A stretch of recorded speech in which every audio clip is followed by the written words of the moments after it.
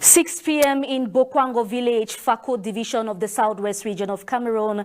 Ladies and gentlemen, good evening and thanks for joining us on this edition of the 6 p.m. news. On our news tonight, we talk about Cameroon, which marked the 2025 edition of Francophonie Day with a renewed commitment to upholding the values and the mission of the Francophonie community.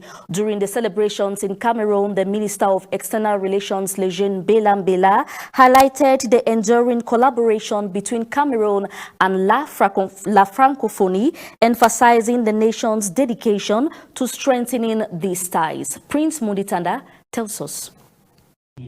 Cameroon has joined the rest of the Francophonie community.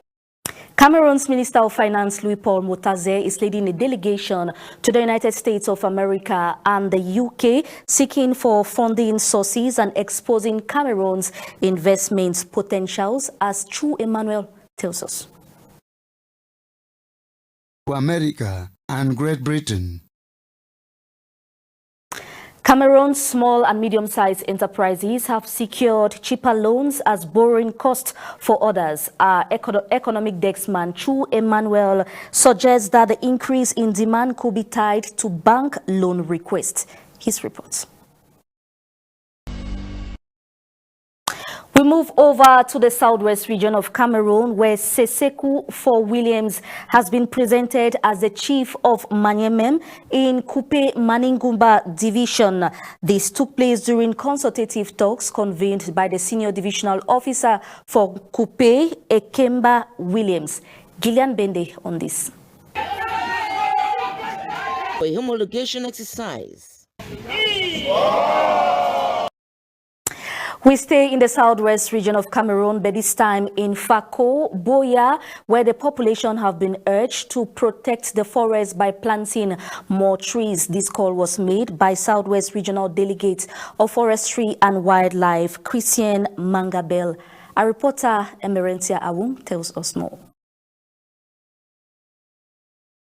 Let's now talk about something very common in most households in Cameroon, the presence of rats in houses. Many people have been complaining of the challenges they face with the presence of rats, starting with the destruction of many household properties like dresses and vital documents. We have more on this story with our reporter, Marinikes Ebela. At some 15 minutes past the hour of 6, ladies and gentlemen, you're watching the 6 p.m. news on Vision Cat Television. In news out of Cameroon, we take you over to Namibia, where the new president has been sworn in.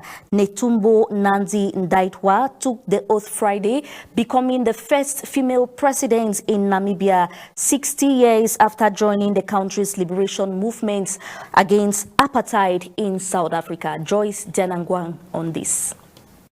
The 72-year-old leader who won the presidency in November joined. From Namibia, we move over to Chad, where the country has taken in more than 1 million Sudanese refugees since the civil war that erupted 2 years ago. Today, the country, neighboring Sudan, is under growing pressure as more and more refugees arrive amid dwindling aid resources. Joyce Dianangwang once more. And that report on Chad helping out with Sudanese refugees brings us to a close to this edition of the 6 p.m. news on Vision Cat Television. Ladies and gentlemen, thanks very much for always watching. The French edition of the news will be yours at 8 p.m. I'll be back tomorrow, same time, God willing. Do have a blessed evening.